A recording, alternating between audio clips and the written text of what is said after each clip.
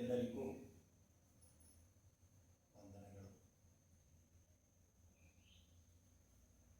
ಇವತ್ತು ನಮಗೆ ಬಹಳ ಮುಖ್ಯವಾದ ದಿನ. ನಮಗೆ ನನಗೆ ತುಂಬ ನೆನಪುಗಳು ಕಾಡುವ ದಿನ. ಏಕೆಂದರೆ ಗೋಪಾಲಣ್ಣ ಈ ಊರಿಗೆ ನಾನು ಬಂದಲ್ಲಿದ್ದ ನನ್ನನ್ನು ಸಪೋರ್ಟ್ ಮಾಡ್ತಾ ಹೋದ.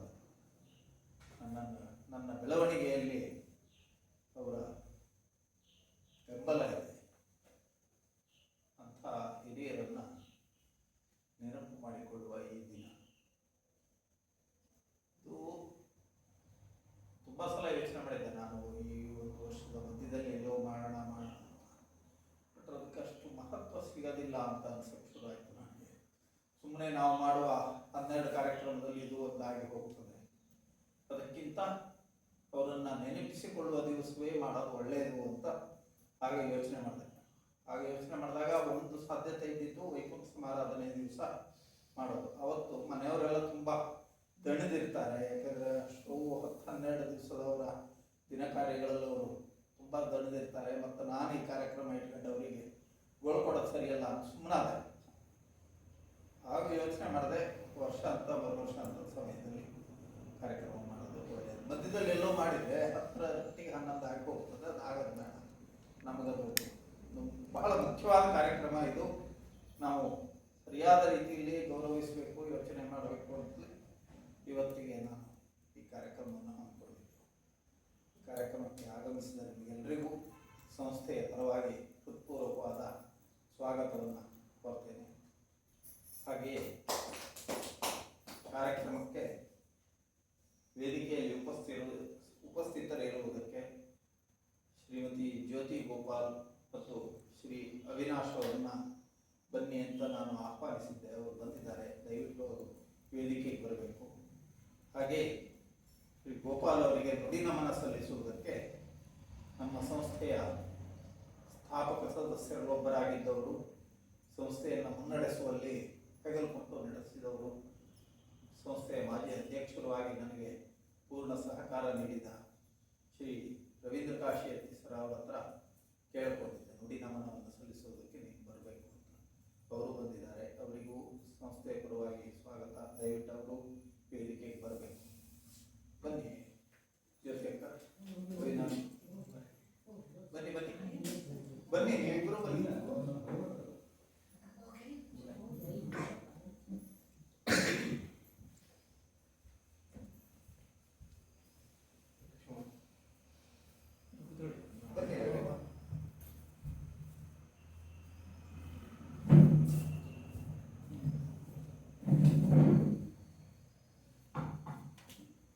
ಸರಿಸುಮಾರು 15 ವರ್ಷಗಳ ಕಾಲ ಸಂಸ್ಥೆಯ ಅಧ್ಯಕ್ಷರಾಗಿ ಕೆಲಸ ಮಾಡಿದರು. ಸಂಸ್ಥೆಯ ಎಲ್ಲ ಕಾರ್ಯಚಟುವಟಿಕೆಗಳಲ್ಲಿ ನನ್ನೊಟ್ಟಿಗೆ ಬೆಂಬಲವಾಗಿ ನಿಂತವರು. ಒಂದು ಸಂಸ್ಥೆಯನ್ನು ಕಟ್ಟುವ, ಅದನ್ನು ಬೆಳೆಸುವ ಕೆಲಸ ನನಗೆ ಎಷ್ಟು ಹೊಸದಾಗಿತ್ತು, ನನ್ನನ್ನು ತಿದ್ದುವುದಕ್ಕೆ ನಾನು ಅವರಿಗೆ ಅಷ್ಟೇ ಹೊಸಬಾಗಿತ್ತು ಈ ಊರಿನಲ್ಲಿ. ಆದರೆ ಅವರು ಪೂರ್ಣ ಮನಸ್ಸಿನಿಂದ ನನ್ನನ್ನು ಅರ್ಥ ಮಾಡಿಕೊಂಡು ನನ್ನ ಕೆಲಸಗಳ ಜೊತೆಗೆ ನಿಂತರು. ನನಗೆ ಹೆಗಲು ಒಂದು ಸಂಸ್ಥೆಯಲ್ಲಿ ಹಾಗೆ ಒಕ್ಕೂಟ ಆಗಿ ಅದನ್ನು ನಡೆಸುವುದಕ್ಕೆ ಜನ ಸಿಗುವವರು ಬಹಳ ಕಡಿಮೆ. ಮಧ್ಯದಲ್ಲಿ ಸಹಜವಾಗಿ ಪ್ರತಿಯೊಬ್ಬ ಮನುಷ್ಯನಿಗೂ ತಾನು ಕಾಣಿಸ್ಬೇಕು, ತನ್ನದೇನೋ ಒಂದನ್ನು ಇಲ್ಲಿ ತೋರಿಸ್ಬೇಕು, ತನ್ನ ವ್ಯಕ್ತಿತ್ವವನ್ನು ಅನ್ನೋದು ಇದ್ದೇ ಇರುತ್ತೆ. ಎಲ್ಲರಿಗೂ, ನನಗೂ ಇರುತ್ತೆ, ನಿಮಗೂ ಇರುತ್ತೆ, ಎಲ್ಲರಿಗೂ ಇರುತ್ತೆ. ಆದರೆ ಗೋಪಾಲಣ್ಣನಂಥವ್ರು ಯಾವಾಗಲೂ ಹೆಂಗಿರ್ತಿದ್ರು ಅಂದರೆ, ತೆರೆಯ ಹಿಂದೆ ಇದ್ದು ನಮ್ಮನ್ನು ಮಾಡು, ನೀನು ನಾವಿದ್ದೇವೆ, ಇದನ್ನು ಮಾಡು, ಮಾಡು, ಹಂಗೆ ಮಾಡು, ನಮ್ಮ ಜೊತೆಗೆ ಆ ಸಹಕಾರ ಅವರದ್ದು ಅದು ಅಭೂತಪೂರ್ವ. ಅವರು ಅಧ್ಯಕ್ಷರಾಗಿದ್ದು ಒಂದು ದಿವಸವೂ ಕೂಡ ನೀ ಎಂತಕ್ಕಾಗಿ ಮಾಡಿದೆ ಅಂತ ಕೇಳಿದವರು. ಅಂಥವರೆಲ್ಲ ನಮಗೆ ಸಂಸ್ಥೆಗೆ ಸಿಗೋದು ಬಹಳ ಅಪರೂಪ. ಅಂಥವರನ್ನು ನಾನು ಪಡೆದಿದ್ದು ನನ್ನ ಪುಣ್ಯ. ಅಂಥವರನ್ನು ಇವತ್ತು ನೆನಪು ಮಾಡಿಕೊಳ್ಳುವುದಕ್ಕೆ ವೇದಿಕೆಯಲ್ಲಿದ್ದ ನಿಮಗೆಲ್ಲರಿಗೂ ಮತ್ತೊಮ್ಮೆ ಸಂಸ್ಥೆಯ ಪರವಾಗಿ ಸ್ವಾಗತ. ಈಗ ವಿದ್ಯುಕ್ತವಾಗಿ ದೀಪ ಬೆಳಗಿ ಕಾರ್ಯಕ್ರಮವನ್ನು ಆರಂಭಿಸ್ತೇವೆ. ದೀಪ ಬೆಳಗುವುದಕ್ಕೆ ವೇದಿಕೆಯಲ್ಲಿ ಇರುವವರೆಲ್ಲರೂ ಬರಬೇಕು. ಹಾಗೆ ಸದಾನಂದ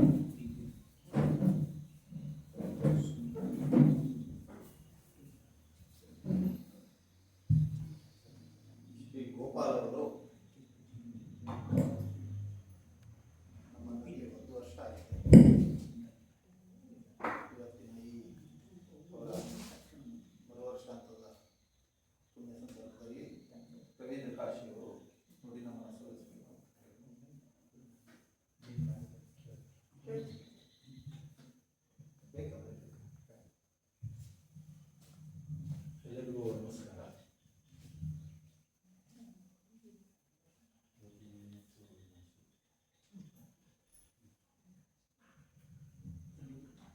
ನನ್ನ ಮತ್ತು ಹಲವರ ಸನ್ನಿಹಿತರಾದಂತಹ ಶ್ರೀಯುತ ಗೋಪಾಲಕೃಷ್ಣ ಎಚ್.ಎಸ್. ಇವರ ಒಂದು ಇಂಥ ಸಂದರ್ಭದಲ್ಲಿ ನುಡಿನಮನ ಕಾರ್ಯಕ್ರಮವನ್ನು ಹಮ್ಮಿಕೊಂಡು ಈ ಸಂಸ್ಥೆ ತುಂಬ ಒಳ್ಳೆಯ ಕಾರ್ಯಕ್ಕೆ ಕೈಯಾಗಿದೆ ಅಂತ ನಾನು ಭಾವಿಸ್ತೇನೆ. ಊರಿನಲ್ಲಿದ್ದುಕೊಂಡು ಸಮಾಜಮುಖಿಯಾಗಿ 4 ಜನರಿಗೆ ಬೆರೆತುಕೊಂಡು 4 ಜನರನ್ನ ಬೆನ್ನು ತಟ್ಕೊಂಡು ಹಿಂದೆ ಇದ್ದುಕೊಂಡು ಇರುವಂತಹ ಜೀವಿಗಳು ಈಗ ಅಕಾಲಿಕವಾಗಿ ನಮ್ಮನ್ನು ಅಲ್ಲಿ ಹೋದಾಗ ಅವ್ರನ್ನ ನೆನಪಿಸ್ಕೊಳ್ಳೋದಂತಲ್ಲ, ಅದು ತುಂಬ ದೊಡ್ಡ ವಿಷಯ. ಮತ್ತು ನಮ್ಮ ಸಮಾಜದ ಕರ್ತವ್ಯ ಕೂಡ ಹೌದು ಅಂತ ನಾನು ಭಾವಿಸಿದ್ದೇನೆ. ಈ ಸಂಸ್ಥೆ ಈ ದಿವಸ ಅದನ್ನು ನಿರ್ವಹಿಸಲಿಕ್ಕೆ ಹೊರಟಿದೆ. ತುಂಬ ಸಂತೋಷ ಆಗಿದೆ ಆ ಕೆಲಸ ಮಾಡಿದ್ದಕ್ಕಾಗಿ. ಮತ್ತು ಆಗಮಿಸಿದ ಅದಕ್ಕಾಗಿ ಗೋಪಾಲನ ಮನೆಯವರು ಶ್ರೀಮತಿ ಜ್ಯೋತಿ ಮತ್ತು ಅವಿನಾಶ್ ಅವರಿಗೆ ಅವ್ರನ್ನ ಹೊಂದಿಸಿದವರಿಗೆ ನಮಸ್ಕಾರ ಅಂತ ಈ ಕಾರ್ಯಕ್ರಮವನ್ನು ಎಷ್ಟು ಸಾಧ್ಯ ಅಷ್ಟು ನನಗೆ ತಿಳಿದಷ್ಟು ಹೇಳ್ತೀನಿ. ನನಗೆ ಉಮಾಮಹೇಶ ಗೋಪಾಲನ ಬಗ್ಗೆ ಮಾತಾಡಬೇಕು, ನುಡಿನಮನ ಹೇಳಬೇಕು ಅಂದ. ಒಮ್ಮೆ ನಾನು ಹೇಳಲಿಕ್ಕೆ ನನಗೆ ಒಂದು ರೀತಿ ಬೇಸರ ಆಗ್ತದೆ. ನನ್ನ ಸಮಕಾಲೀನ ಅವನಿಗೆ ನನ್ನ ಜೊತೆ ಇದ್ದವನು, ಅವನ ಬಗ್ಗೆ ನಾನು ಮಾತಾಡಬೇಕಂತ ಪರಿಸ್ಥಿತಿ ಬಂತಲ್ಲ ಅಂತ. ಆದರೂ ಮಾತಾಡಲೇಬೇಕು ಅನ್ನೋದು ಒಂದು, ಯಾರಾದರೂ ಒಂದಿಷ್ಟು ಹೇಳಲೇಬೇಕು. ನಮ್ಮ ಜೊತೆಗಿದ್ದವನ ಬಗ್ಗೆ ನಾವೇ ಹೇಳಿದ್ರೆ ಮತ್ತೆ ಯಾರು ಹೇಳ್ತಾರೆ ಅನ್ನೋ ಒಂದು ವಿಷಯ. ಆಮೇಲೆ ಅವನು ಹೇಳಿದ ಯಕ್ಷಗಾನ ತಾಳಮಂದೆ ಕಾರ್ಯಕ್ರಮ ಇದೆ ಅಂತ. ಅವು ನನಗೆ ಸ್ವಲ್ಪ ಭಯನೂ ಆಯಿತು. ಅಂತಂಥ ವಾಗ್ಮಿಗಳೆತ್ತಿಗೆ ನಾವು ನುಡಿನಮನೋ ಮತ್ತೇನೋ ಮಾತಾಡೋದು ಸ್ವಲ್ಪ ಎಡವಟ್ಟು ಆಗ್ಬಿಡ್ತದನೋ, ಅವರು ದಿವಸ ಹೃದಯಗಳು ಮಾತಾಡೋದು ನಮ್ಮ ಒಂದು ಭಾಷೆ ಪಾಣಿಗೆ ನುಡಿನಮನ ಮೊದಲು ನುಡಿನಮನ ಆಗಿರ್ತದನೋ ಅಂತ ಒಂದು ಒಳ್ಳುಕು ನನ್ನಲ್ಲಿದೆ. ತುಂಬ ಪ್ರಾಜ್ಞರು ಇದ್ದಾರೆ ಈ ರಂಗದಲ್ಲಿ, ತುಂಬ ಮುಂದೆ ಹೋದವರು ಅಲ್ಲ. ಅವರಿಗೆ ನಾನು ಮಾತಾಡಬೇಕು ಅಂದರೆ ಸ್ವಲ್ಪ ಹಿಡಿತದನೋ ಅಂತ ಕಾಣ್ತದೆ. ಅದು ಮಾತಾಡ್ತೀನಿ, ಅಡಿಲ್ಲ, ತೊಂದರೆ ಇಲ್ಲ. ಎಂತ ಮಾತಾಡಬೇಕು, ಹೇಗೆ ಮಾತಾಡಬೇಕು ಅನ್ನೋದು ವಿಷಯ ಇದೆ ನನಗೆ. ನನ್ನ ಮಾತು ಒಂದು 3-4 ನಿಮಿಷಕ್ಕೆ ಖಾಲಿ ಆಗಿಬಿಡ್ಬೋದು. ಲಯ ಸಿಕ್ಕಿದ್ರೆ ಸ್ವಲ್ಪ ಉದ್ದನೂ ಆಗ್ಬೋದು, ಅಥವಾ ಲಯ ತಪ್ಪಿದ್ರೆ ಸ್ವಲ್ಪ ಉದ್ದ ಆಗ್ಬೋದು, ಲಯ ತಪ್ಪಿದ್ರೆ ಮಾತು ಮುಗಿಬಿಡ್ಬೋದು. ಅದಕ್ಕೆ ತಾವು ಮಾನಸಿಕವಾಗಿ ಸ್ವಲ್ಪ ಸಿದ್ಧರಾಗಿರಿ ಅಂತ ಹೇಳ್ಕೊಳ್ತಾ, ನನ್ನ ಮತ್ತು ಗೋಪಾಲನ ಏನೋ ಒಂದು ಸಾಹಚರ್ಯ, ಮಿತ್ರತ್ವ ಮತ್ತು ಒಡನಾಟಗಳು, ಮತ್ತು ಆಂತರಿಕವಾದಂತಹ ಕೆಲವು ಸಂದರ್ಭಗಳಲ್ಲಿ ನಾನು ಸೇರಿಕೊಂಡಿದ್ದು, ಇದೆಲ್ಲ ಕೆಲವಷ್ಟು ನೆನಪುಗಳನ್ನು ಸಣ್ಣ ಸಣ್ಣ ಘಟನೆಗಳನ್ನು ಹೇಳೋದ್ರ ಮೂಲಕ ನನ್ನಲ್ಲಿರ್ತಕ್ಕಂಥ ವಿಚಾರಗಳನ್ನು ಹರಡ್ತೇನೆ. ಎಷ್ಟು ಸಾಧ್ಯ ಕೆಲವು ಮರ್ತು ಹೋಗ್ಬೋದು, ಕೆಲವು ನೆನಪಾಗ್ಬೋದು, ನೋಡೋಣ. ಆಮೇಲೆ ಇದಕ್ಕೆ ಕೆಲವೊಮ್ಮೆ ನಾನು ಮತ್ತು ಗೋಪಾಲ ಇಬ್ಬರೇ ಆಗೋದಿಲ್ಲ, ಬೇರೆ 3-4 ಜನರು ಸೇರಿಸುವಂಥ ಸಂದರ್ಭವೂ ಬರ್ತದೆ ಮಾತಿನ ಮಧ್ಯದಲ್ಲಿ. ಆಯಾ ಸಾಂದರ್ಭಿಕವಾಗಿ ಬರಲೂಬಹುದು ಅಂತ ಅಂದ್ಕೊಂಡಿದ್ದೀನಿ. ನನಗಿಂತ ಜಾಸ್ತಿ ಕೆ.ಜಿ. ಸ್ವಾಮಿ ಅವನಿಗೆ ಆ್ಯಕ್ಚುಲಿ ನುಡಿನಮನ ಅವನು ಮಾಡಬೇಕು. ನನಗೆ ಹೇಗೋ ಅಥವಾ ನನಗಿಂತ ಸ್ವಲ್ಪ 4 ಪಟ್ಟು ಅವನಿಗೆ ಜಾಸ್ತಿ ಮಿತ್ರ. ಅವನು ನನಗೆ ಮಿತ್ರ ಅಲ್ಲ ಅಂತಲ್ಲ, ನನಗಿಂತ ಜಾಸ್ತಿ ಅವನಿಗೆ ಗೊತ್ತು. ಅವನ ಒಳಬರ್ಗೂ ಕೂಡ ಇನ್ನೂ ಚೆನ್ನಾಗಿ ಗೊತ್ತಿದ್ದವನು ಅವನು. ಅವನ ಆಮೇಲೆ ಬೇಕಿದ್ರೆ ನಾನು ಮಾತಾಡ್ಬೋದು ಅನಿಸಿದರೆ. ಮತ್ತು ತುಂಬ ವಾಚನ ಅವನು, ತುಂಬ ಚೆನ್ನಾಗಿ ಮಾತಾಡ್ತಾನೆ ಅವನು.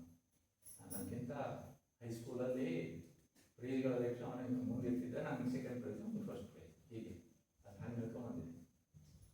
ಗೋಪಾಲ ಮತ್ತು ನಾನು ಬಾಲ್ಯ ಸ್ನೇಹಿತರೇನಲ್ಲ, ಚಡ್ಡಿ ದೋಸ್ತ ಅಂತಲ್ಲ, ನಾವು ಕೌಮಾರ್ಯ ಸ್ನೇಹಿತರು. ಕೌಮಾರ್ಯ ಸ್ನೇಹಿತರು ಅಂದರೆ ಒಂದು ಕೌಮಾರ್ಯಕ್ಕೆ ಬಂದಮೇಲೆ, ಹೈಸ್ಕೂಲು ಲೆವೆಲಿಗೆ ಬಂದಮೇಲೆ ನಾವು ಪರಿಚಯ ಆಗೋದು. ನಾನು ಕೊನೆ ಸ್ಕೂಲಲ್ಲಿ ಓದಿದವನು, ಮಿಡ್ಲ್ ಸ್ಕೂಲ್ವರೆಗೆ, ಆಮೇಲೆ ಈಗ ಬಂದವನು, ಆಮೇಲೆ ನಾವು ಸೇರಿಕೊಂಡು ಅಂತಾದರೂ ಕೂಡ ಮಾತ್ರ ಬೆಳೀತದೆ ಅಥವಾ ಗಟ್ಟಿ ಆಗ್ತದೆ ಅಥವಾ ಬಿದ್ದು ಹೋಗ್ತದೆ. ಇನ್ನು ನನ್ನ ಬದುಕಿನ ಈ 60-65 ವರ್ಷಗಳಲ್ಲಿ ಆಗಾಗ್ಗೆ ಬಂದು ನನ್ನ ಜೊತೆಗೆ ಒಡನಾಡು ಮಧ್ಯೆ ಮಧ್ಯೆ ತುಂಬ ಗ್ಯಾಪ್ ಇದೆ. ಈ ಸ್ವಾಮಿಗೆ ಆದಷ್ಟು ಗ್ಯಾಪ್ ಇಲ್ಲ ನನಗೆ. ದಿವಸ ಕಲಿಯೋದು ನನಗೆ ಎಷ್ಟೋ ವರ್ಷಗಳ ನಂತರ ಮತ್ತೆ ಬುಡಕ್ಕೆ ಬರೋನು ಮತ್ತೆ ಹಿಂಗೆಲ್ಲ ಇತ್ತು. ಹೈಸ್ಕೂಲಿಗೆ ಬಂದಾಗ ನಾನು ಕೆಲವೊಂದು ಘಟನೆ ನೆನಪಾಗ್ತವೆ. ನಾವೆಲ್ಲ ಒಂದು 50-60 ಮಾರ್ಕ್ಸ್ ಜನ ವಿದ್ಯಾರ್ಥಿಗಳು, ನಾವೆಲ್ಲರೂ ಅಷ್ಟೇ ಸುಮಾರಾಗಿ. ಅದು ನಮ್ಮ ಜೊತೆ ಸುಬ್ರಹ್ಮಣ್ಯ ಅಂತಿದ್ದ. ನಮಗೆ ಈ ಅಡುಗೆ ಗಣಪತಿ ಇವತ್ತು ಶಾಂತನ ಕೊಟ್ಟು ಆತನ ಅಣ್ಣ ತುಂಬ ಬ್ರಿಲಿಯಂಟ್ ಅಂದರೆ ಏಕಪಾಠಿ. ಮೇಷರಿಗೆ ಕೆಲವು ಹೊತ್ತು ಸಮಸ್ಯೆ ಆಗಿಬಿಡ್ತ, ಏನು ಹೇಳ್ಬೇಕು ಇವನಿಗೆ. ಅವನು ಎಲ್ಲರೂ ನಮಗೆ 1-2 ಸರ್ತಿ ನೋಡಿದ್ವಿ, ಇವನು ಸೈನ್ಸಲ್ಲಿ ಮುಂದಿದ್ದಾನೆ, ಮ್ಯಾಥ್ಸಲ್ಲಿ ಮುಂದಿದ್ದಾನೆ, ಇವನು ಸಂಸ್ಕೃತದಲ್ಲಿ ನನಗಿಂತ ತೀಲಿಕ್ಕೆ ಆಗೋದು ಇಲ್ಲೇನೋ ಅಂತ ನನಗೆ. ನಾನು ನೋಡಿದ್ರೆ ನನಗೆ 105, 125, 115, 110, ಅವನಿಗೆ 125, 125, ಎಲ್ಲರಿಗೂ 125, 125, 100, ಆ ಥರ ವಿದ್ಯಾರ್ಥಿ ಅವನು. ಮಾಸ್ಟರ್ ಪಾಠ ಮಾಡ್ಬೇಕಾದ್ರೆ ಪಾಠ ಮಾಡಿ ಅವತ್ತಿಂದ ಅವತ್ತೇ ಹೋಮ್ ವರ್ಕ್ ಮಾಡಿ ತೋರಿಸ್ತಿದ್ದ ಮಾಸ್ಟರ್ಗೆ. ಅಷ್ಟು ಫಾಸ್ಟ್ ಇದ್ದ ಅವನು. ಆ್ಯಕ್ಚುಲಿ ಈಗೆಲ್ಲ ಆಗಿದ್ರೆ ಅವನಂತರೂ ಇರಬೇಕಿತ್ತು, ತುಂಬ ಮೇಧಾವಿ ಆಗಿದ್ದ ಅವನು. ಆವಾಗ ಆ ಕಾಲದಲ್ಲಿ ಮಕ್ಕಳಿಗೆ ಸಿಕ್ಕಲಿಲ್ಲ ಸರಿಯಾದ ಶಿಕ್ಷಣ. ಸಿಕ್ಕಿದ್ರು ಶಿಕ್ಷಣಕ್ಕೆ ಬೇಕಾದ ಈಗ ಸಿಕ್ಕುವಂಥ ಪೂರಕ ಅಂಶಗಳು ಅಥವಾ ಹಿರಿಯರು ಊರವರು ಸಪೋರ್ಟ್ ಮಾಡೋದು. ಅವರಿಗೆ ಅವನಿಗೆ ಮಧ್ಯಾಹ್ನ ಇಷ್ಟೊತ್ತ ಬಾಳೆ ತಿಂಡಿ ತಿಂದಿಲ್ಲ, ಬರ್ತನಲ್ಲ ಇದ್ರಲ್ಲಿ ಬೆಳೆದವನು. ಈಗ ಅದು ಏನೇನು ಊಟ ಕೊಡ್ತಾರೆ, ಮಧ್ಯಾಹ್ನಕ್ಕೆ ಹಾಲು ಮತ್ತು ಏನೇನೋ ಕೊಡ್ತಾರಲ್ಲ, ಆ ಥರ ಪೌಷ್ಟಿಕ ಆಹಾರಗಳು ಇರಲಿಲ್ಲ. ಆ ಸಂದರ್ಭದಲ್ಲಿ ಆ ರೀತಿ ಇದ್ದಿಲ್ಲ ಅವನು. ಕೊನೆಗೆ ಅವನನ್ನು ನಮಗೆಲ್ಲರಿಗೂ, ಇವನ್ ಅವನಿಗೂ ಸೇರಿ ಸ್ವಾಮಿಗೂ ನನಗೂ ಗೋಪಾಲ ರಮೇಶ್ ಅಂತಿದ್ದ, ಇವನು ಯಾವತ್ತಾದ್ರೂ ನಮಗೆ ಅವನ ಬಗ್ಗೆ ಮತ್ಸರ ಇರಲಿಲ್ಲ. ಅವನಿಗಿಂತ ಅವನಿಗೆ 125 ಬರೋರು, ನಾವು 125 ತಗೊಳ್ಬೇಕು, ಅವನಿಗೆ 1 ಮಾರ್ಕ್ಸ್ ಕಡಿಮೆ ಬರಬೇಕು ಅಂತ 3 ವರ್ಷ ಪ್ರಯತ್ನ ಪಟ್ಟರು. ನಮಗೆ 100ಕ್ಕೆ 80, 70, ಅವನಿಗೆ 100ಕ್ಕೆ 100. ಅದನ್ನ ಮಾತಾಡ್ತಿದ್ದೆ ಗೋಪಾಲ, ಯಾವತ್ತಾದ್ರೂ ಒಂದು ದಿವಸ ನಾವು ತೆಗಿಬೇಕು ಅಂತ. ಕೊನೆಗೂ ಆಗಲಿಲ್ಲ. ಇದೊಂದು ಸಂದರ್ಭ. ಈ ಸಂದರ್ಭ ಯಾಕೆ ಸೃಷ್ಟಿ ಮಾಡ್ಕೊಂಡೆ ಅಂದರೆ, ಗೋಪಾಲ ನಾವೆಲ್ಲ ಅವನ ಜೊತೆ ಮಾತಾಡಕ್ಕೆ ಬಂದು ಆ ಥರ ಒಂದು ಮನುಷ್ಯ ಅವನು PUC ಹೊತ್ತಿಗೆ ಎಲ್ಲೋ ಓದಲಿಕ್ಕೆ ಹೋಗ್ತಾನೆ, ಬ್ರೈನ್ ಎಮ್ಮೆಲ್ಲ ಹೋಗ್ಬಿಟ್ಟ. ಅವನು ಇದ್ದಿದ್ರೆ ಆ್ಯಕ್ಚುಲಿ ಈ IAS, IPS ಇದೆಲ್ಲ ಅವನಿಗೆ ಲೆಕ್ಕದ್ದೇ ಆಗಿರಲಿಲ್ಲ ಅಂತ. ಅವನು ಆ ಥರದವ್ರು ಇರಬೇಕಿತ್ತು ಅಂತ ಬಡತನದಲ್ಲಿ ಬಂದು ಆ ರೀತಿ ಇದ್ದ. ಅದೊಂದು ಸಂದರ್ಭ ನಿಮಗೆ ನೆನಪಿಸ್ಕೊಂಡೆ. ಆ ಟೈಮಲ್ಲಿ ಗೋಪಾಲನಿಗೆ ಇತ್ತು, ಅವನು ಹೆಂಗಾರು ಮಾಡಿ ನಾವು ಆ ಇದನ್ನು ಸೋಲಿಸ್ಬೇಕು ಅಂತ. ಸೋಲಿಸಿಕಾಗಿಲ್ಲ, ನಾವೇ ಸೋಲ್ತೀವಿ. ಆನಂತರ SLC ಆದರೂ ಹೈಸ್ಕೂಲಲ್ಲಿ ನಾವು ಇರ್ಬೇಕಾದ್ರೆ ವಾರ್ಷಿಕವಾಗಿ ಒಂದು 10ನೇ ಕ್ಲಾಸ್ನವರೆಲ್ಲ ಒಂದು ಪತ್ರಿಕೆಯನ್ನು ತರಬೇಕು ಅಂತ ನಾವೇನೇನೋ ಬರೆಯೋಕ್ಕೆ ಪ್ರಯತ್ನ ಮಾಡಿ ಇತ್ಯಾದಿ ಇತ್ಯಾದಿ. ಗೋಪಾಲ ಬರೆಯೋಣಿಗೆ ಅಂತೂ ಮಾಡಿಲ್ಲ. ಅವನಂತೂ 1-2 ಲೈನ್ ಬರೆದು ಒಂದು ಚಿತ್ರ ಬಿಡಿಸಿದ. ಅವನು ಚಿತ್ರಕಾರ ಆಗಿದ್ದಾಗ, ಆಗ ಕೊನೆಗೆ ಅಂತ ಮಾಡಿನೋ ಗೊತ್ತಿಲ್ಲ. ಕ್ಲೀನಾಗಿ 1-2 ಕಾಂಪೌಂಡ್ ವಾಲ್ ಬರೆದು ಅದಕ್ಕೆ 2 ಸಸಿಗಳನ್ನು ಹಾಕಿ ಎಷ್ಟು ಸುಂದರವಾಗಿ ನಮಗೆ ಆಗಲೇ ಅನಿಸಿತ್ತು. ಇಷ್ಟು ನಮಗೆ ಆ ಕಲ್ಪನೆಗೆ ಗೊತ್ತಿರಲಿಲ್ಲ ಚಿತ್ರಗಳನ್ನು ಹೀಗೆ ಬಿಡಿಸ್ಬೋದು ಅನ್ನೋದು. ಅದೊಂದು ನೆನಪಾಗ್ತಾ ಇದೆ ನನಗೆ. ಅಂದರೆ ಒಬ್ಬ ಕಲಾಕಾರ ಆಗಿದ್ದ. SSLC ಆದಮೇಲೆ ನಾನು ಬೇರೆ ಕಡೆ ಓದಲಿಕ್ಕೆ ಹೋದೆ. ನಾನು ಬೇರೆ ವಿದ್ಯಾಭ್ಯಾಸಕ್ಕೆ ಹೋದೆ. ಅವನು PUCಗೆ ಹೋದ್ಮೇಲೆ ನೆನಪು ನನಗೆ ನೆನಪಿಲ್ಲ. ಅವನು ಕೇಳಬೇಕು, ಸ್ವಾಮಿ ಅವನು ಕೇಳಬೇಕು. ಹಾಗಂತ ಅವನು ಎಷ್ಟು ಎಲ್ಲ ರಂಗಗಳಲ್ಲಿ ಕೈಯಾಡಿಸಿದ ವ್ಯಕ್ತಿ. ಆ ಟೈಮಲ್ಲಿ ಅವನು ಇಲ್ಲಿ ಪೇಪರ್ನೆಲ್ಲ ಹಂಚ್ತಾ ಇದ್ದ. ಮುಗಿತ ಅವನು ಇಲ್ಲೆಲ್ಲ ಒಂದಿಷ್ಟು ವರ್ಷ ಅಂಗಡಿ ಮಾಡಿದ್ದ, ಕಾಫಿ ಪುಡಿ ಮಾಡ್ತಾ. ಈ ಥರ ಸುಮಾರು ನೆನಪುಗಳು ಕಾಣ್ತಾವ ಅವನ ಬಗ್ಗೆ. ಅಷ್ಟು ಚುರುಕಿದ್ದ. PUC ಆ ವಯಸ್ಸು ಸುಮಾರು 15-16 ಹೊತ್ತಿಗೆ ನಿಮಗೆ ಗೋಪಾಲ ಅಂದ್ರೆ ನಿಮಗೆ ಎಲ್ಲ ಏನು ಕಾಣ್ತದೆ, ಇನ್ಸರ್ಟ್ ಮಾಡಿ ನಿಮಗೆ ಹಾಕ್ಕೊಂಡು ಆ ಥರ ಇತ್ತೀಚೆಗೆ ನೋಡಿದವ್ರಿಗೆ ಹಂಗೆ ಕಾಣ್ತದೆ. ಆ್ಯಕ್ಚುಲಿ ಗೋಪಾಲ ಹಂಗೆ ಇರಲಿಲ್ಲ. ಯಾವಾಗಲೂ ಅವನಿಗೆ ಇರಲಿಲ್ಲ ಅಂತಲ್ಲ, ಅವನಿಗ ಹಂಗಾಗಿ ಸ್ವಲ್ಪ ಕೆಂಪು ಮುಡಿ ಪಂಚೆ, ಒಂದು ಹೆಂಗೆಂಗೋ ಹೋಗಿ ಅವನ ಇದೇ ಹಾಗೆ ಚೆನ್ನಾಗಿ ಎಷ್ಟು ಚೆನ್ನಾಗಿ ಬದುಕಿದ್ದ ಅಂದ್ರೆ ಅವನು ಅದನ್ನ ನೆನಪಾಗ್ತದೆ ನನಗೆ.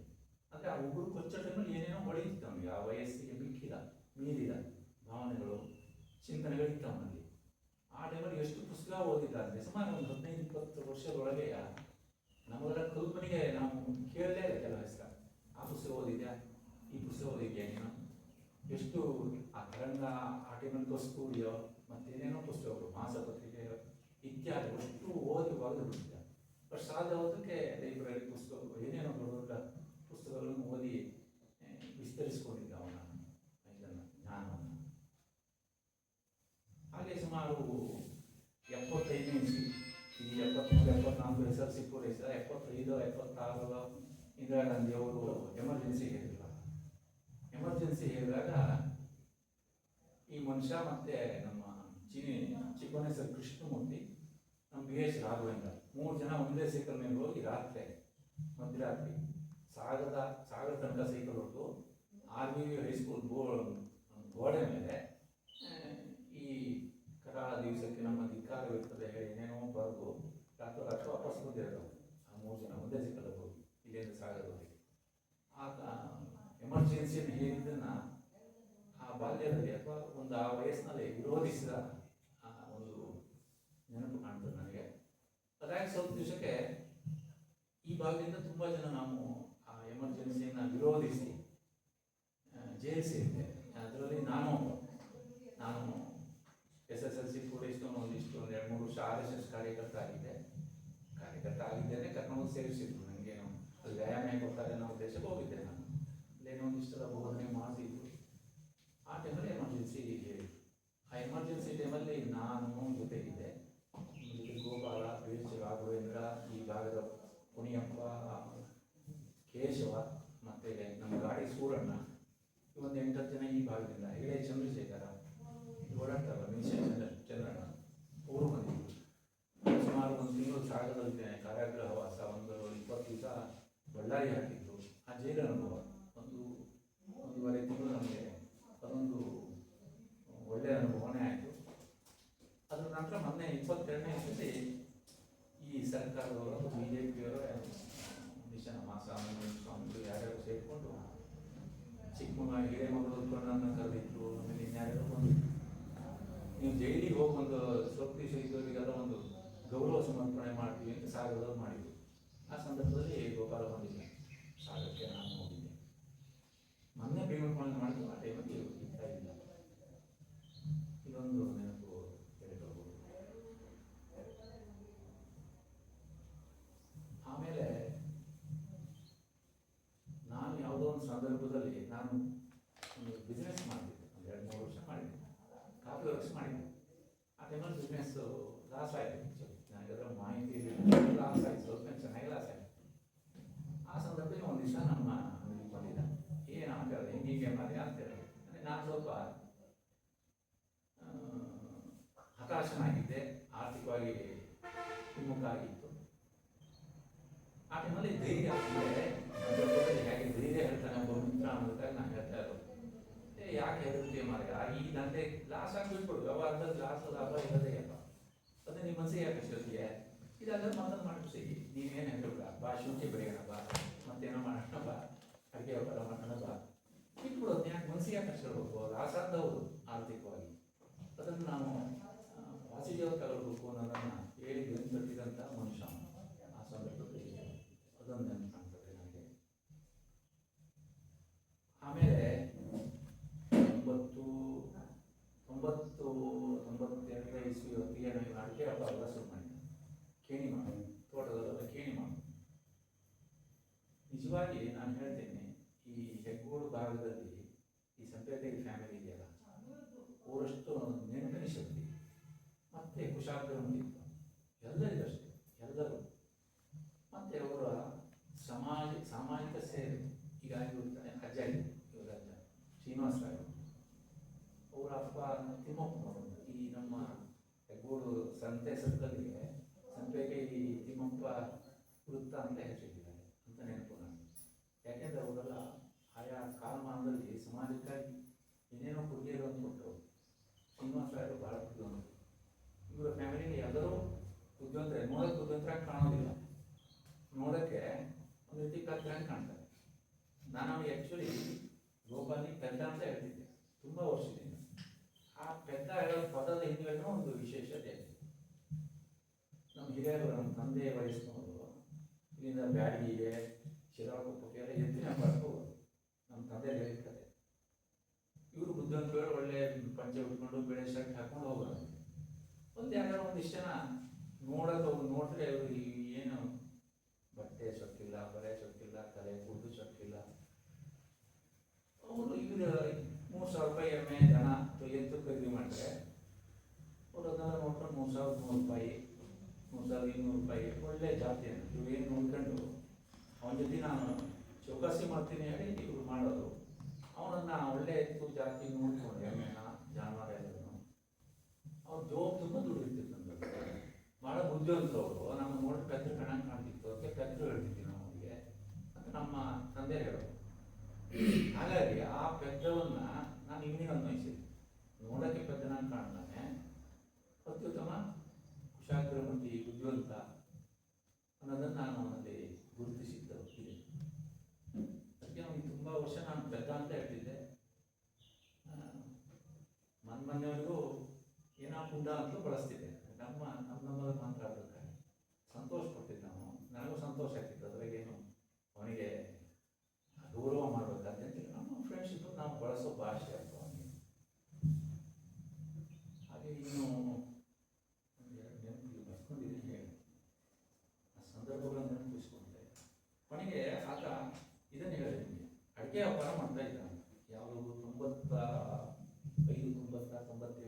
ಸಾಲದ 4-5 ವರ್ಷ ಮಾಡಿದ್ದ.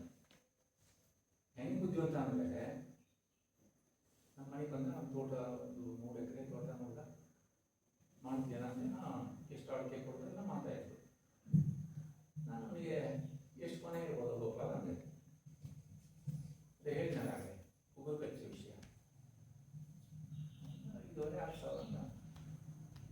ಅವನಿಗೆ ನಾನು ಕೊಯ್ಸಲಾದ್ಮೇಲೆ ನೋಡಿದ್ರೆ 6,000 ಕೊನೆ ಅವನು ಹೇಳಿದ್ದೆ. ಅಂದರೆ ಅವನು ಒಂದು ದಿವಸ ನೋಡಿದೆ ನನ್ನ ತೋಟನ, ನಾನು 20 ವರ್ಷ ನೋಡಿದ್ದೀನಿ. ನನಗೆ ಗೆಸ್ ಮಾಡಿಕಾಗಿ ಎಷ್ಟು ಕೊನೆ ಬಿಡ್ಬೋದು ಇದು ಅಂತ. ಅವನು 5 ನಿಮಿಷ ಹಿಂಗೆ ನೋಡಿ ಒಂದು ರೋಡ್ ಹಿಂಗೆ ಹೋಗಂತ ಒಂದು 5,000 ಕೊನೆ, 5,500-6,000 ಕೊನೆ ಅಂತ. ಕೊನೆ ಅದೇ ಸ್ವಲ್ಪ ದಿವಸಕ್ಕೆ ಬಂದ. ಹಂಗೆ ತುಂಬ ಗೋಟ್ ಹಾಕೊಂಡಿದ್ದೀನಿ ಹಣ್ಣಾಡಿಕೆ. ಅವನಿಗೆ ಕಾಯಿ ಅಡಿಕೆ ಕೊಟ್ಟು ಹಂಗೆ ತುಂಬ ಹಾಸೋಗಿದೆ. ಇನ್ನು ಹೊಸ ಅಡಿಕೆ 2-3 ದಿವಸ ಆಗಿತ್ತು. ಗೊಬ್ಬರ ಎಷ್ಟು ಸಿಪ್ಪೆ ಕೊಟ್ಟು ಕೊಡ್ಬೋದು ಅಂತ ಕೇಳಿದರೆ ಒಂದು 30-35 ಕ್ವಿಂಟಲ್.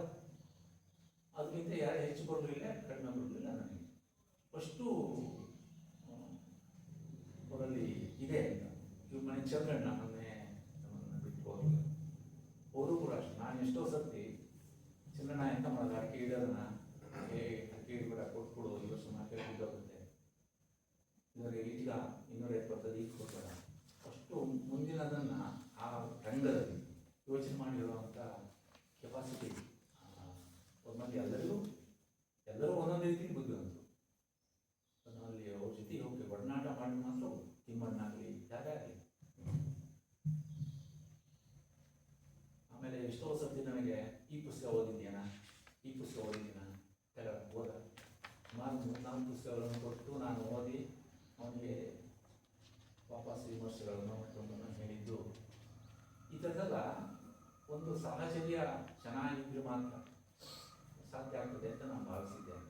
ಆ ಒಂದು ಒಳ್ಳೆಯ ಗುಣ ಇಲ್ಲೆಲ್ಲ ಓಡಾಡ್ತಿದ್ನಲ್ಲ, ಎಷ್ಟು ಜನರಿಗೆ ಇನ್ನೊಂದು ನೆನಪಾಗ್ತದೆ. ನಾವು ಬಾಲನಂದನ ಶಾಲೆ ಮಾಡ್ಬೇಕಾದ್ರೆ ಶುರು ಮಾಡಿ 1-2 ವರ್ಷ ಏನಾಗಿತ್ತು. ಒಂದೇ ಸುಮ್ಮನೆ ಬಂದ, ಮತ್ತೇನಾಗಲಿ ಅದಿರು ಮಾತಾಡಿದ್ವಿ, ಗಡಿಯಾರ ಇದೆಯಲ್ಲ ಅಂದ. ನಮ್ಮ ಗಡಿಯಾರ ಏನು ಸರಿ, 1-2 ದಿವಸಕ್ಕೆ ಒಂದು ಗಡಿಯಾರ ಬಂತು.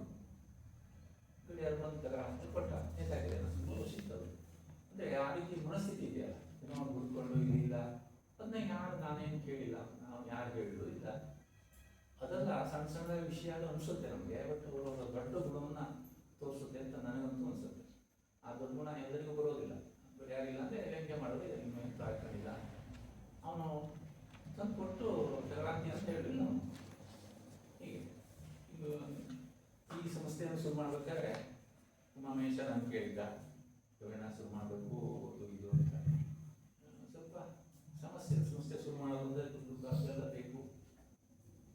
ಅವನಿಗೆ ಯಾರ್ಯಾರನ್ನ ಸೇರಿಸ್ಕೊಳ್ಳೋದು ಅಂತ ಗೋಪಾಲನ್ನ ಹೀಗೆ ಮತ್ತೆ 2-3 ಜನ ಹೆಸರು ಹೇಳ್ತಾರೆ. ಅವನಿಗೆ ಗೋಪಾಲ ಒಂದು ದಿವಸ ಬಂದ, ಶುರು ಮಾಡ್ತಾನಂತೆ ಅಂತದ ಅವರು ಶುರು ಮಾಡೋಣ ಅಂತ. ಎಂತ ನನಗೇನು ಗೊತ್ತಾಗ್ತಲ್ಲ, ಎಲ್ಲರೂ ಮಾಡ್ತಾ 4 ಜನಕ್ಕೆ ಒಳ್ಳೆಯದಾಗ್ತಾರೆ ಅಂತಲೂ ಮಾಡಿದ್ದೀರ, ನಮಗೆ ಅಂತ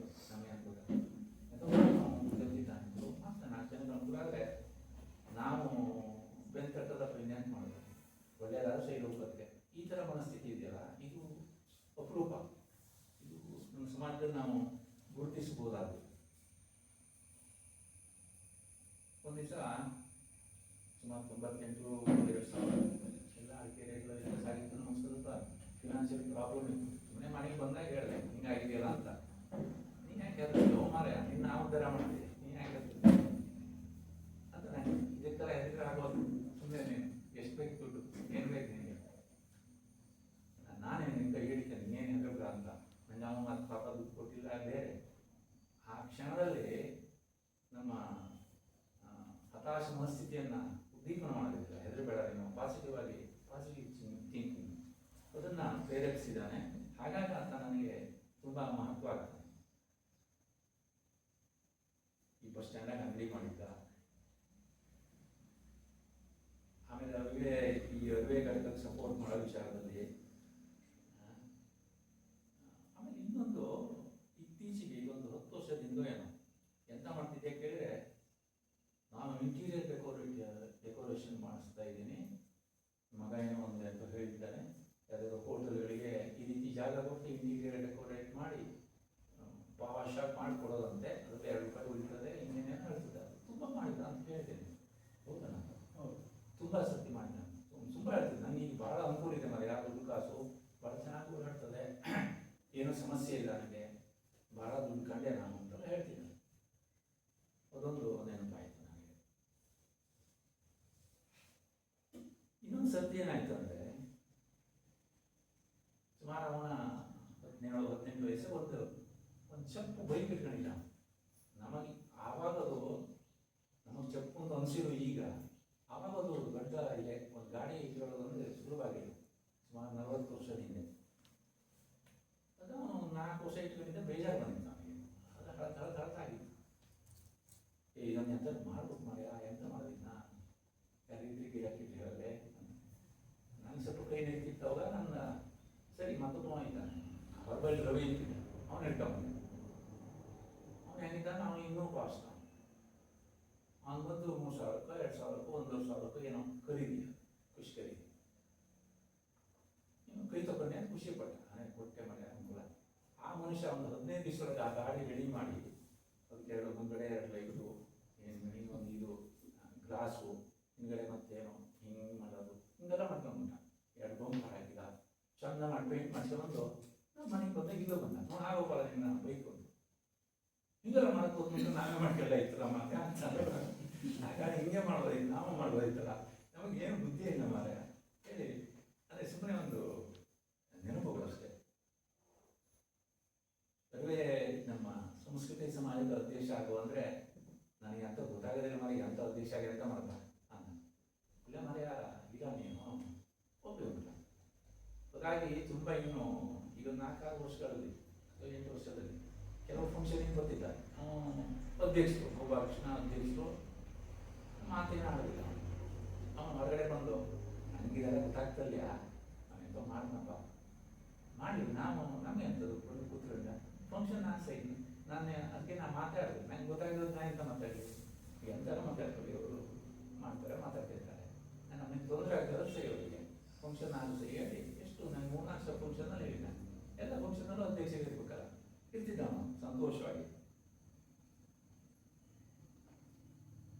ಈ ಥರ ಒಂದಿಷ್ಟು ಜೈಲು ಅನುಭವಗಳು ತುಂಬ ಚೆನ್ನಾಗಿತ್ತು. 1-3 ವರ್ಷ ನಮಗೆಲ್ಲ ಮಿತಿಗೆ ಕಳೆದಿದ್ದು ನಮಗೆ ತುಂಬ ಬರ್ತಿದ್ದಾರೆ. ತುಂಬ ಮೀನ್ಸ್ ಈ ಇಷ್ಟು ವರ್ಷಗಳೊಂದು 4-8 ಸತಿ 10 ಸತಿ ಬಂದಿರ್ಬೋದು. ಆದರೂ ಅದೇ ತುಂಬ ನಮಗೆ. ಹಾಗಾಗಿ ಬರ್ತಿದ್ದಾರೆ ಜೀವನದ ಸಮಸ್ಯೆಗಳನ್ನು ಹೇಳ್ಕೊತಿದ್ದ, ನಮ್ಮ ಸಮಸ್ಯೆ ಕೇಳ್ತಿದ್ದ. ಸಮಾಜಕ್ಕೆ ತುಂಬ ಬೇಕಾಗಿದ್ದ. ಅಂದರೆ ಸಮಾಜಕ್ಕೆ ಬೇಕಾಗಿದ್ದ ಅಂದರೆ ಸಮಾಜಕ್ಕೆ ಬೇಕಾಗಿದ್ದ ಅಂತ ಕೆಲವರಿಗೆ ಗೊತ್ತಾಗದೇ ಇರ್ಬೋದು. ಗೊತ್ತಾಗದಿದ್ದ ಕೆಲವರು ಏನೇನೋ ಮಾಡಿರ್ತಾರೆ, ಯಾರಿಗೋ ಕೊಟ್ಟಿರ್ತಾರೆ, ಬರೋರಿಗೆ ಕೊಟ್ಟಿರ್ತಾರೆ, ಹೇಳಕ್ಕೆ ಹೋಗೋದಿಲ್ಲ. ಹೇಳಿಕೊಂಡವ್ರು ಮಾತ್ರ ಗೊತ್ತಾಗುತ್ತೆ. ₹3 ಕೊಟ್ಟು ಟ್ಯೂಬ್ ಲೈಟ್ ಕೊಟ್ಟು ನನ್ನ ಹೆಸರು ಬರೆಯೋದೇ ಗೊತ್ತಾಗುತ್ತಪ್ಪ. ₹3,000 ಕೊಟ್ಟು ಫ್ಯಾನ್ ಹಾಕಿ ನನ್ನ ಹೆಸರು ಬೆಳೆಬೇಡ ಅಂತ ಗೊತ್ತಾಗೋದಿಲ್ಲ. ಆ ಥರ ಸುಮಾರು ಕೆಲಸ ಮಾಡಿದ ನಾನು. ಈ ಥರದಲ್ಲೂ ಇಂಥ ಒಬ್ಬ ಸನ್ಮಿತ್ರನನ್ನು ಅಂದರೆ ಈ ಭಾಳ ದೊಡ್ಡ ವಯಸ್ಸೇನಲ್ಲ, ಅಕಾಲಿಕವಾಗಿ ನಾವು ಕಳ್ಕೊಂಡಿದ್ದೀವಿ ಅನ್ನೋದು ಭಾಳ ದುಃಖದ ವಿಷಯ.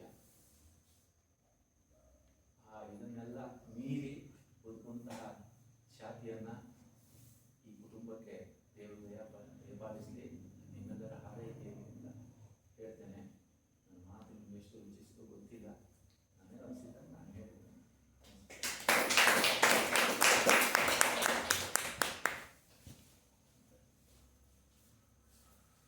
ನುಡಿನಮನವನ್ನು ಸಲ್ಲಿಸಿದ ರವೀಂದ್ರ ಕಾಶಿ ಅವರಿಗೆ ಹೃತ್ಪೂರ್ವಕ ಕೃತಜ್ಞತೆಗಳು. ಅವಿನಾಶ್ ವಂದನೆ.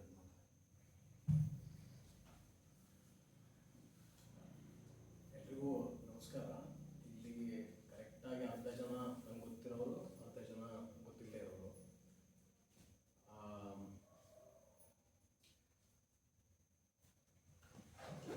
ರವಿ ಮಾವ ಆ್ಯಕ್ಚುಲಿ ತುಂಬ ಸ್ಪಷ್ಟತೆಯಲ್ಲಿ ಮತ್ತು ನನಗೆ ಇಲ್ಲಿರೋ ಪೈಕಿ ನಾ ಚಿಕ್ಕ ಇದ್ದಾಗಿಂದ ಇವ್ರನ್ನ ಅಪ್ಪನ ಒಟ್ಟಿಗೆ, ಉಮಾಮಹೇಶ್ವರಣ್ಣನ ಅಪ್ಪನ ಒಟ್ಟಿಗೆ, ರಾಜಾರಾಮವ್ವನ ಅಪ್ಪನ ಒಟ್ಟಿಗೆ, ಗೋವಿಂದ ಸ್ವಾಮಿ ಮಾವನ ಅಪ್ಪನ ಒಟ್ಟಿಗೆ ನೋಡ್ತಾ ಬಂದಿದ್ದು. ನಾನು ಕಳೆದ 1 ವರ್ಷದಲ್ಲಿ ಯೋಚನೆ ಮಾಡೋಕ್ಕೆ ಹೋಗಿಲ್ಲ. ಅದು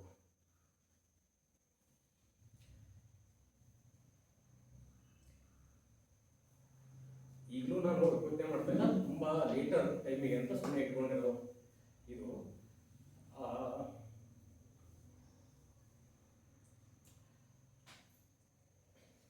ಒಂದು ತಮಾಷೆ ಕೇಳೋದಂತಂದ್ರೆ, ಆಳ್ ಬದಲೇ ಅಪ್ಪಂಗೆ ಇಷ್ಟವಾದ ಒಂದು ಪ್ರಕಾರ ಏನಾಗಿರ್ಲಿಲ್ಲ. ಅವನಿಗೆ ನನಗೆ ಅರ್ಥ ಆಗೋದಿಲ್ಲ ಅಂತ ಅವ ಅದನ್ನ ಡಿಸ್ಕಾರ್ಡ್ ಮಾಡಿರ್ತಿದ್ದ.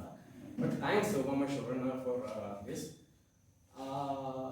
ಬಟ್ ಅವ್ರು ತುಂಬ ಇಂಟ್ರೆಸ್ಟ್, ಅಂದರೆ ಈಗಿನ ಸಂದರ್ಭಕ್ಕೆ ಅಲ್ಲೇ ಹೋದ್ರು he was a very interesting man. ತುಂಬ ಇವ ಓದ್ತಾ ಇದ್ದಷ್ಟು ಅಂತ ಇವ ಹೇಳಿದಾಗ ಖುಷಿ ಆದ. ಆ್ಯಕ್ಚುಲಿ ನಾನು ಒಂದ್ಸಲಿ 10ನೇ ಕ್ಲಾಸ್ ಇರ್ಬೇಕಾದ್ರೆ 2 ರಾತ್ರಿ ಕಂಪ್ಲೀಟ್ ಕೂತ್ಕೊಂಡು ಮನೆಗಳಲ್ಲಿ ಮಲ್ಗೋಗಳನ್ನ ಇನ್ನೆಂಡ್ ಔಟ್ ಓದಿದ್ದು ನೋಡಿ ನಾನು ಶಾಕ್ ಆಗ್ಬಿಟ್ಟಿದ್ದೆ. ಅಂದರೆ ಅಷ್ಟು ರ್ಯಾಷಿಯಸ್ ರೀಡಿಂಗ್ ಇತ್ತು. ಅವ್ನು ತುಂಬ ಓದ್ತಿದ್ದ, ತುಂಬ ಓದ್ತಿದ್ದ. ಆದರೆ ಆನಂತರ ಒಂದು 40-45 ದಾಟಿದ ಮೇಲೆ ಸ್ವಲ್ಪ ಬದುಕಿನ ಒತ್ತಡಗಳ ಕಾರಣದಿಂದ ಓದು ಕಡಿಮೆ ಆಯಿತು. ಬಟ್ ಸ್ಟಿಲ್ ಪ್ರತಿದಿನ 3 ಪತ್ರಿಕೆಗಳು, ನಮ್ಮ ಮನೆಗೆ 18 ಪತ್ರಿಕೆಗಳು ಬರ್ತಿತ್ತು. ಅದು 5 ದಿನಪತ್ರಿಕೆ, ದಿಕ್ಸೂಚಿ, ಜೀವನಾಡಿ, ನನಗೊಬ್ಬಂಗೆ ಬಾಲಮಂಗಳ, ಚಂಪಕ, ಚಂದಮಾಮ ಎಲ್ಲದೂ ಕೊಡಿಸ್ತಿದ್ದ. ಸೊ ಅದೊಂದು ತುಂಬ ಬದುಕಿನ ಅನುಭವ ತುಂಬ ದೊಡ್ಡದಿತ್ತು ಒಂದು. ಮತ್ತೆ ಒಂದು ವಿಚಿತ್ರವಾದ ತಾಳ್ಮೆ ಮತ್ತೆ ಎಲ್ಲದರ ಬಗ್ಗೆ ಒಂದು ಒದಗುವ ಗುಣ ಇತ್ತು ಅವನಿಗೆ. ಅದು ಅದೇ ಮಾತಾಡೋದಾದ್ರೆ ತುಂಬ ಇಂಟ್ರೆಸ್ಟಿಂಗ್ ಆಗಿ ಮಾತಾಡ್ಬೇಕು. ಅವನ ಜೋಕ್ಗಳು ರಾಜಾರಾಮಂಗೆಲ್ಲ ಗೊತ್ತಿರೋಂಥದ್ದು. ಗೋವಿಂದ ಸ್ವಾಮಿ ಮಾವ ಮತ್ತೆ ಅವ ತುಂಬ ಸಂಜೆಗಳನ್ನು ಒಟ್ಟಿಗೆ ಕಳೆದ್ವಿ.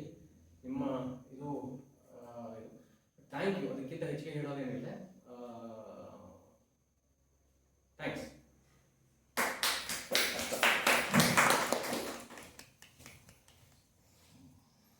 ಧನ್ಯವಾದಗಳು ಅವಿನಾಶ್. ಒಂದು ದಿವಸವೂ ನನಗೆ ತಾಳ ಮೊದಲೇ ಇಷ್ಟ ಇಲ್ಲ, ನಾನು ನಡ್ಕೊಳ್ಳೇ ಇಲ್ಲ. ಯಾಕೆ ಹೇಳಿದ್ರೆ 25 ವರ್ಷದಿಂದ ನಾವು ಒಟ್ಟಾಗಿ ಈ ಸಂಸ್ಥೆಯಲ್ಲಿ ಕೆಲಸ ಮಾಡ್ತಾ ಬಂದಿದ್ದೇವೆ. ಅವನೇ ಅಧ್ಯಕ್ಷ ಆಗಿ ಸಂಸ್ಥೆಯಲ್ಲಿ ಕಾರ್ಯಕ್ರಮದಲ್ಲಿ ಕೂತ್ಕೊಳ್ತಿದ್ದ. ಪ್ರತಿ ಬಾರಿಯ ಕಾರ್ಯಕ್ರಮದಲ್ಲೂ ನಮ್ಮ ತಾಳ ಮೊದಲೇ ಲೆಕ್ಕ 25 ವರ್ಷ ನಾವು ತಾಳಬದ್ದೆ ಮಾಡಿದ್ದೇವೆ. ಒಂದು ದಿನ ಸುಮ್ಮನೆ ಅಂದ್ರೆ ಆಫ್ ದಿ ರೆಕಾರ್ಡ್ ಕೂಡ ಅವನ ಮನೆಯಲ್ಲಿ ಕೂತು ಕಾಫಿ ಕುಡಿಯೋ ಹೊತ್ತಿಗಾಗಲಿ, ನಮ್ಮ ಮನೆಗೆ ಬಂದು ಕೂತು ಕಾಫಿ ಕುಡಿಯೋ ಹೊತ್ತಿಗೂ ಕೂಡ ಎಂತ ತಾಳಮದ್ಲೆ ಮಾಡ್ಕೆ ಮರ ಹೇಳಿದ ದಾಖಲೆ ಎಷ್ಟು ದೊಡ್ಡ ಪೇಷನ್ಸ್ ಲೆಕ್ಕ ಹಾಕಿ. ನಾವೆಲ್ಲ ಆದ್ರೆ ತಮಾಷೆಗಾದ್ರು ಬಹಳ ಕ್ಲೋಸ್ ಇದೇವಲ್ಲ ನಾವು ಸಂಸ್ಥೆ ನಡೆಸೋದು. ಒಂದು ದಿನ ಹೇಳ್ಬಿಡ್ತಿದ್ದೆ ಅಲ್ಲ, ನಾ ಹೇಳಿದ್ದು ಲೆಕ್ಕ ಹಾಕಿ ಎಷ್ಟಿದೆ ಅವ್ನಿಗೆ ಇಷ್ಟ ಇದೆ ಇರ್ಬೋದು. ಅದು ತಾಳ ಮೊದಲೇ ಮುಗಿ ಅವರಿಗೆ ಇರ್ತಿದ್ದ. 25 ವರ್ಷ ಪ್ರತಿಯೊಂದು ಕಾರ್ಯಕ್ರಮಕ್ಕೂ ಅಷ್ಟೇ. ನನಗೆ ಕಾರ್ಯಕ್ರಮಕ್ಕೆ ಮುಂಚಿನ ದಿವಸ ಫೋನ್ ಮಾಡಿ ಎಂತ ಮಾಡಬೇಕು ಹೇಳು, ನನಗೆ ಎಂತೆಲ್ಲ ಜವಾಬ್ದಾರಿ ಕೊಡು ಹೇಳ್ತಿದ್ದ. ಅವ್ನಿಗೆ ಆರೋಗ್ಯ ಸರಿ ಇರಲಿಲ್ಲ. 2014ರಲ್ಲಿ ನಾವು ಒಂದು 4 ದಿನಗಳ ಜನಪದ ಉತ್ಸವ ಮಾಡಿದ್ವಿ. ಮಳೆ ಹೋಯ್ತಾ ಇತ್ತು. ಮಳೆಯಲ್ಲಿ ನೆನಕೊಂಡು ಪೂರ್ಣ ತಯಾರಿಯ ಜವಾಬ್ದಾರಿ ತಗೊಂಡಿದ್ದೆ. ಅಲ್ಲಿ ಸ್ಟೇಜ್ ತಯಾರಿ ಮಾಡೋದು, ಅಲ್ಲಿ ವ್ಯವಸ್ಥೆಗಳನ್ನು ಮಾಡೋದು, ಮಳೆಯಲ್ಲಿ ನೆನ್ಕೊಂಡು ಓಡಾಡ್ತಿದ್ದಾಗ ಅನಾರೋಗ್ಯದಲ್ಲೂ ಕೂಡ. ಆಮೇಲೆ ಸುದರ್ಶನ ಅಷ್ಟು ಒಂಥರ ತೊಡಗಿಕೊಳ್ಳೋದು, ಅಷ್ಟು ತೊಡಗಿಕೊಳ್ಳೋದು ಮಾಡೋದು ನಮ್ಮಂಥವರಿಗೆ ಸಾಧ್ಯ ಇಲ್ಲ. ನಮಗದು ಮಾದರಿ. ಹಾಗೆ ಈ ಸಂಸ್ಥೆಯನ್ನು ಕಟ್ಟುವಲ್ಲಿ ಸಾಕಷ್ಟು ಬೆಳೆಸಿದ ಹಿರಿಯರನ್ನು ನೆನಪು ಮಾಡಿಕೊಳ್ಳೋದು ನನಗೆ ಕರ್ತವ್ಯ. ನನಗೆ ಈ ಸಂದರ್ಭದಲ್ಲಿ ನೀವೆಲ್ಲ ಬಂದು ಈ ಕಾರ್ಯಕ್ರಮವನ್ನು ಚೆನ್ನಾಗಿ ನಡೆಸಿಕೊಟ್ಟಿದ್ದೀರಿ. ನಮ್ಮ ಸಂಸ್ಥೆಯ ಪರವಾಗಿ ಶ್ರೀಮತಿ ಜ್ಯೋತಿಯವರಿಗೆ ನಾವು ಒಂದು ಗೌರವ ಸಮರ್ಪಣೆಯನ್ನು ಮಾಡಬೇಕು. ಶ್ರೀ ರಮೇಶ್ ಬನ್ನಿ. ಸದ್ಯಕ್ಕೆ ಸಂಸ್ಥೆಯ ಈಗಿನ ಅಧ್ಯಕ್ಷರು ರಮೇಶ್ ಕಾಲಂಗೆ ಸರ್ ಅವರು. ದಯವಿಟ್ಟು ತುಳಸಿ ಬನ್ನಿ.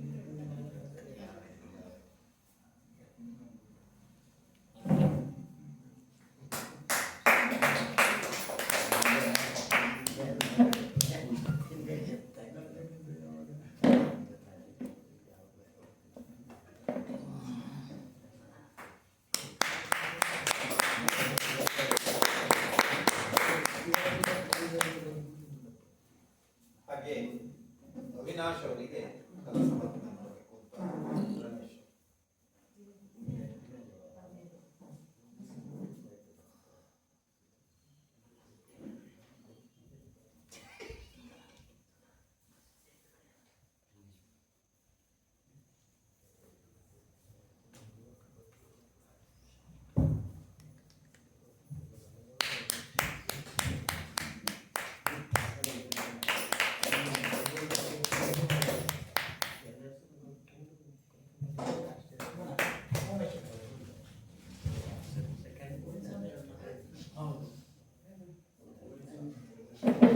ಗೋವಿಂದಣ್ಣ, ಗೋಪಾಲ್ ಗೋವಿಂದಣ್ಣ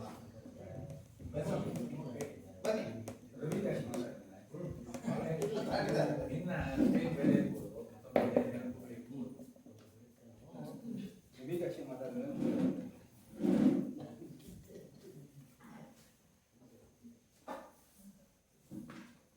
ನಿಮಗೆ ಸರ್ ಎಂ ವಿಶ್ವೇಶ್ವರಯ್ಯ ಗೊತ್ತಿದ್ದು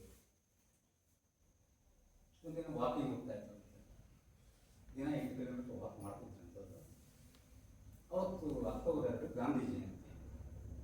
ಸುಮಾರು ವಾಕಿಂಗ್ ಹೋದಾಗ ಒಂದು ಶಾಲೆ ಇತ್ತಂತೆ. ಶಾಲೆಯ ಮಿನಿಸ್ಟರ್ ವಿಶ್ವೇಶ್ವರ ಮಹಾರಾಷ್ಟ್ರ ದೊಡ್ಡ ಮನುಷ್ಯರು ನಮ್ಮ ಶಾಲೆ ಮುಂದೆ ಮಾತಾಡಿದ್ರು. ಸರಿ, ವಿಶ್ವೇಶ್ವರ ಅವರು ಏನೋ ಮಾತಾಡಿದ್ರು. ಕಾರ್ಯಕ್ರಮ ಮುಗಿತ್ತು. ರಾತ್ರಿ ವಿಶೇಷವಾಗಿ ಇವತ್ತು ಅದೇನೋ ಗಡಿಬಿಟ್ಟಿಯಲ್ಲಿ ಮಾತಾಡ್ಬಿಟ್ಟೆ, ಸರಿಯಾಗಲಿಲ್ಲ ಅದು ಹೇಳಿ ಮತ್ತೆ ನಾಳೆ ಹೋಗಿ ಅಕ್ಟೋಬರ್ 2 ಆಯಿತು, 3ನೇ ತಾರೀಕು.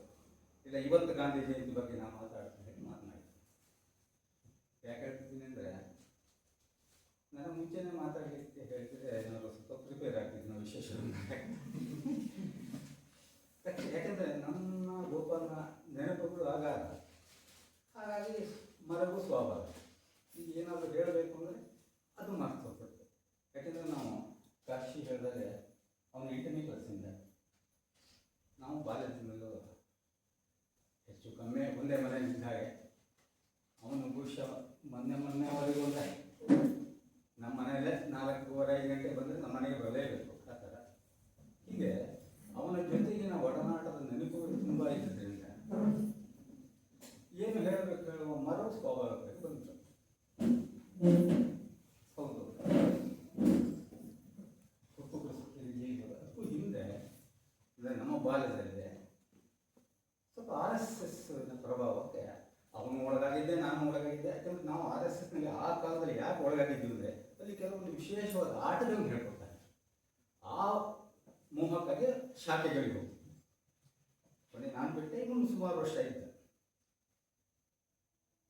ಪ್ರಬುದ್ಧತೆ ಬಗ್ಗೆ ಮಾತನಾಡಬೇಕು ಅಂತ ಅನಿಸ್ಬೇಕು ಹೇಳಿದ್ವಿ. ಅಷ್ಟು ವರ್ಷ ಶಾಖೆ ಹೋದನು ಈ ಸಿದ್ಧಾಂತ ತನಗೆ ಒಪ್ಪಲ್ಲ ಅಂತ ಹೇಳಿದ್ರಿಂದ ಹೊರ ಬಂದ. ಆ ಶಾಖೆಗೆ ಹೋಗುವ ಬಹಳಷ್ಟು ಜನ ಅವರಿಂದ ಹೊರಬಡಲಿಕ್ಕೆ ಸಾಹಸ ಪಡ್ತಕ್ಕೂ ಆಗಲಿಲ್ಲ. ಆದರೆ ಗೋಪಾಲ ಆ ಸಿದ್ಧಾಂತದಿಂದ ವಿಮೋಚನೆ ಹೊರ ಬಂದ. ಎಲ್ಲಿವರೆಗೆ ಬಂದ ಅಂದರೆ ಮೊನ್ನೆ ಎಲೆಕ್ಷನಲ್ಲಿ ಒಂದು ಬೆಟ್ಟಲ್ಲಿ ವೋಟ್ ಹಾಕಿದಾಗ ಅದರಲ್ಲಿ ಕಾಂಗ್ರೆಸ್ಸಿನ ಗುರುತನ್ನು ಫೇಸ್ಬುಕ್ಕಲ್ಲಿ ಘೋಷಣೆ ನಾನು ಕಾಂಗ್ರೆಸ್ಗೆ ವೋಟ್ ಹಾಕಿದ್ದೇನೆ ಅಂತ.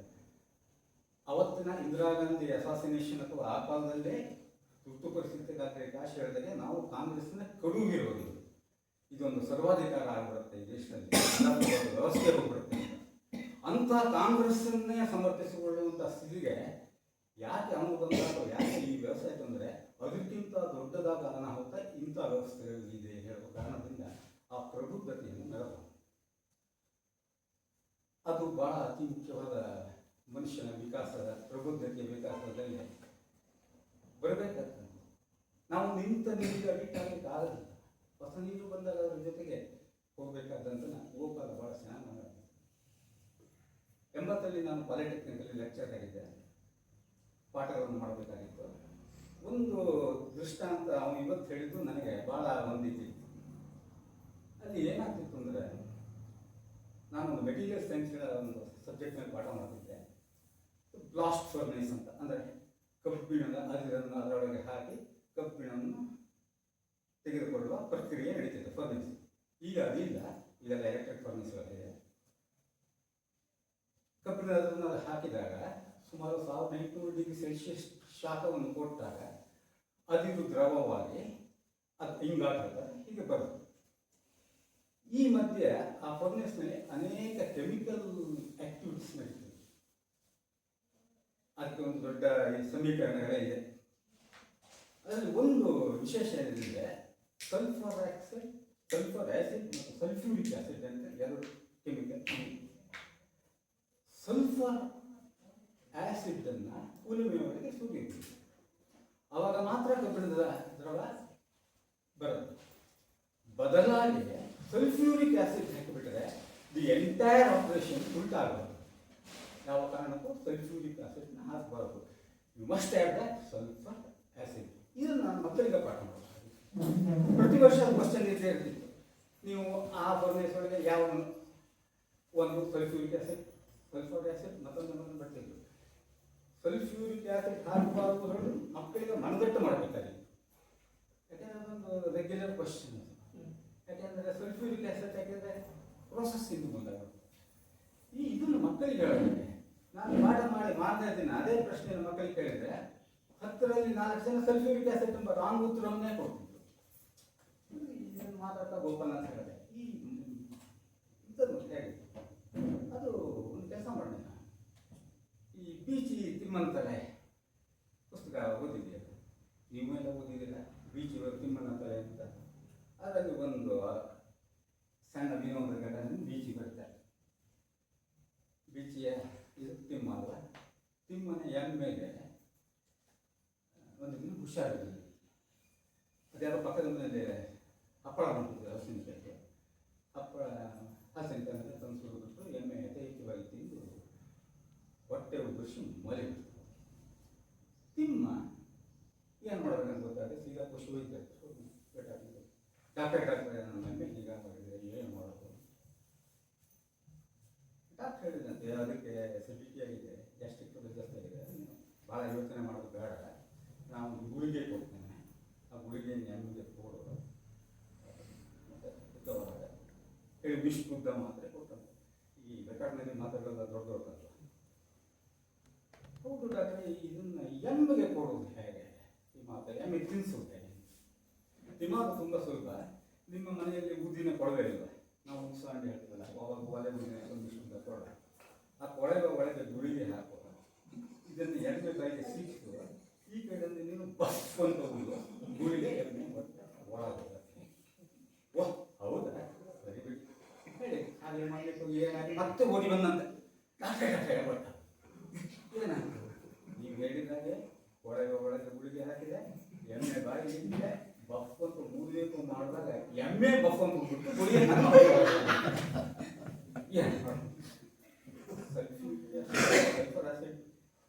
ಯಾವ್ದು ವಿರುದ್ಧವಾಗುತ್ತೋ ಇದು ಪಾಪ ತಿಮ್ಮನಿಗೆ ಎಮ್ಮೆ ಬೈ ಬರ್ತದೆ, ಅದನ್ನು ಮಕ್ಕಳಿಗೆ ಹೇಳೋದು ಇದನ್ನೇ ಹಾಕಿಕೊಂಡು ಹೀಗೆ ಅಂತ. ಅದನ್ನು ನಾನು ಪಾಠ ಮಾಡುವಾಗ ಆ ಕಾಲದಲ್ಲಿ ಹೇಳ್ತಾ ಇದ್ದೆ. 10-15 ಬ್ಯಾಚಿಗೆ ಅದನ್ನೇ ಹೇಳ್ತೆ. ಎಲ್ಲ ಮಕ್ಕಳು ಈಗಲೂ ಕೂಡ ನೆನೆಸ್ಕೊಳ್ತಾರೆ. ಗೋಪಾಲ ಕೈಗೆ ಹಾಕುತ್ತೆ. ಇಂಥ ಒಂದು ಹಲವು ನೆನಪುಗಳಿದೆ. ಭಾಳ ಒಂದು ಮಾತು ಬಗ್ಗೆ ಹೇಳಿದ್ರೆ ಕಠಿಣವಾದನ್ನು ಸರಳೀಕೃತಗೊಳಿಸುವಂಥ ಒಂದು ಇದು ಅವನಲ್ಲಿತ್ತು. ಏನೋ ಒಂದು ಸಮಸ್ಯೆ ಬಂದಾಗ ಅವನೇ ಹೇಗೆ ಅದನ್ನು ಸಾಲ್ವ್ ಮಾಡಿದೆ ಗೊತ್ತಲ್ಲ, ನಮಗೆ ಬಂದರೆ ಅದೆಲ್ಲ ಹೀಗೆ ಇದೆಲ್ಲ ಹಾಗೆ ಎಲ್ಲ ಸ್ವಲ್ಪ ಆಗತ್ತೆ. ಇದೆಲ್ಲ ಭಾಳಷ್ಟು ನೆನಪುಗಳು ಎಲ್ಲವನ್ನು ಪದಗಳಿಂದ ಹಿಡಿದುಕೊಳ್ಳಲು ಸಾಧ್ಯ ಇಲ್ಲ. ಅಲ್ಲಿ ಕೂತ್ರ ಮಾತನಾಡ್ಬೋದು, ಇದರಿಂದ ಮಾತನಾಡೋದು ಕಷ್ಟ. ಇನ್ಯಾ ಒಬ್ಬ ಅದ್ಭುತ ಮಿತ್ರನ್ನು ಕಳೆದುಕೊಂಡು ನೋವಿದೆ, ಅವನೊಡನೆ ಒಡನಾಡಿದ ಸವಿ ನೆನಪುಗಳಿದೆ. ಇದನ್ನು ಹೇಳಲಿಕ್ಕೆ ರವಿಯವರು ಇವತ್ತು ನೋಡಿ ನಮ್ಮದಲ್ಲೇ ಭಾಗವತ ಮಾತನಾಡಿದ್ದಾರೆ. ಮಗ ತಾಯಿ ಇದ್ದಾರೆ, ಅವರೆಲ್ಲರಿಗೂ ಒಂದು ನಮಸ್ಕಾರ ಹೇಳ್ತಾರೆ.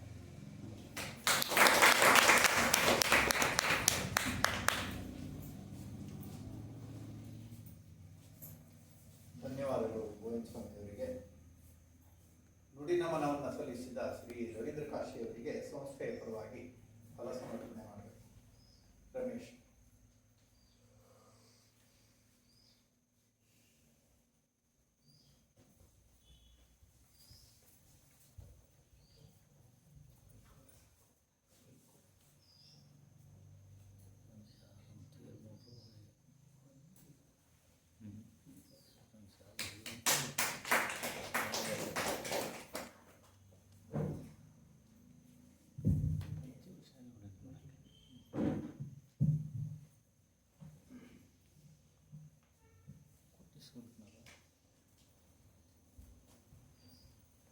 ಇಲ್ಲಿಗೆ ನಮ್ಮ ಮೊದಲನೆಯ ಹಂತದ ಸಭಾ ಕಾರ್ಯಕ್ರಮ ಮುಗಿಯುತ್ತಿದೆ. ಈ ಕಾರ್ಯಕ್ರಮಕ್ಕೆ ವೇದಿಕೆ ಒಂದು ಕಾರ್ಯಕ್ರಮವನ್ನು ನಿರ್ವಹಿಸಲ್ಪಟ್ಟ ರವೀಂದ್ರ ಕಾಶಿಯವರಿಗೆ, ವೇದಿಕೆಯಲ್ಲಿ ಉಪಸ್ಥಿತರಿದ್ದ ಶ್ರೀಮತಿ ಜ್ಯೋತಿ ಗೋಪಾಲ್ ಮತ್ತು ಶ್ರೀ ಅವಿನಾಶನಿಗೆ, ನುಡಿ ನಮನಗಳನ್ನು ಆಡುವಲ್ಲಿ ಜೊತೆ ಸೇರಿದ ಶ್ರೀ ಗೋವಿಂದ ಸ್ವಾಮಿಯವರಿಗೆ ಎಲ್ಲರಿಗೂ ಸಂಸ್ಥೆಯ ಪರವಾಗಿ ಹೃತ್ಪೂರ್ವಕವಾದ ಧನ್ಯವಾದಗಳು. ಹಾಗೆ ಇನ್ನು ಮುಂದೆ ರಾಮ ನಿರ್ಯಾಣ ಅನ್ನುವ ಒಂದು ತಾಳಮಂಡಲ ಪ್ರಸಂಗ ನಡೀತದೆ. ಶ್ರದ್ಧಾಂಜಲಿ ಮಾಡಬೇಕು, ಹೀಗೆ ತಾಳಮಂತ್ರ ಮಾಡಬೇಕಲ್ಲ ಅಂತ ನಾನು ಪ್ರಸ್ತಾಪ ಮಾಡಿದ್ದು. ಸದಾನಂದ ಶರ್ಮ ಶ್ರದ್ಧಾಂಜಲಿಗಾದ್ರೆ ರಾಮ ನಿರ್ಯಾಣ ಚೆನ್ನಾಗಾಗ್ತದೆ, ಮಾಡೋಣ. ಶ್ರದ್ಧಾಂಜಲಿ ಈಗ ರಾಮ ನಿರ್ಯಾಣ ಯಾಕೆ ಚೆನ್ನಾಗಾಗ್ತದೆ ಅಂದರೆ, ರಾಮನಂತಹ ಒಂದು ನೇರು ವ್ಯಕ್ತಿತ್ವ ಈ ಭೂಮಿಯನ್ನು ಬಿಟ್ಟು ವೈಕುಂಠಕ್ಕೆ ಸೇರುವ ಸನ್ನಿವೇಶ. ಗೋಪಾಲು ಈ ಭೂಮಿಯನ್ನು ಬಿಟ್ಟು ವೈಕುಂಠಕ್ಕೆ ಸೇರಿದರು. ನಮ್ಮ ನಡುವೆ ಇದ್ದ ಒಂದು ನೇರು ವ್ಯಕ್ತಿತ್ವ. ಅವರ ನೆನಪಿನಲ್ಲಿ ಈಗ ಇನ್ನು ಮುಂದಿನ ಭಾಗ ರಾಮ ನಿರ್ಯಾಣ ತಾಳಮಂತ್ರ ನಡೀತದೆ. ಅದಕ್ಕೆಲ್ಲ ತಾವು ಇದ್ದು ನಮ್ಮನ್ನು ಪ್ರೋತ್ಸಾಹಿಸಬೇಕು ಅಂತ ಕೇಳಿಕೊಳ್ತೇವೆ.